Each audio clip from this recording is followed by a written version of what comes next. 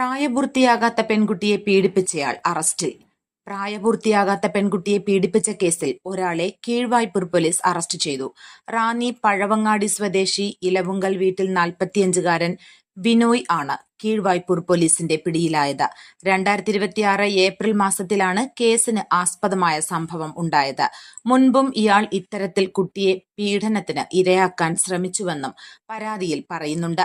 Pathanamthitta child welfare കമ്മിറ്റിയിൽ നിന്നും അറിയിപ്പ് ലഭിച്ചതനുസരിച്ച് കീഴ്വായ്പൂർ പോലീസ് കുട്ടിയുടെ മൊഴി രേഖപ്പെടുത്തി കേസ് രജിസ്റ്റർ ചെയ്തു. ഒട്ടും താമസിയാതെ അന്വേഷണം നടത്തി പ്രതിയെ അറസ്റ്റ് ചെയ്യുകയും ചെയ്തു. Keezhvaipur inspector SHO E. Ajeeb, SI Aneesh, CPOമാരായ അമൽ മോഹൻ, IV വിഷ്ണു, സന്തോഷ് എന്നിവരടങ്ങിയ അന്വേഷണ സംഘമാണ് പ്രതിയെ അറസ്റ്റ് ചെയ്തത്. ഈ കേസിന്റെ സംഭവസ്ഥലം റാന്നി പോലീസ് സ്റ്റേഷൻ പരിധിയിൽ ആയതിനാൽ കേസ് അടൂർ അന്വേഷണത്തിനായി അങ്ങോട്ടേക്ക് കൈമാറുമെന്ന് കീഴ്വായ്പൂർ ഇൻസ്പെക്ടർ SHO അറിയിച്ചു. കോടതിയിൽ ഹാജരാക്കിയ പ്രതിയെ റിമാൻഡ് ചെയ്തു. News bureau, Pathanamthitta. അറിഞ്ഞില്ലേ?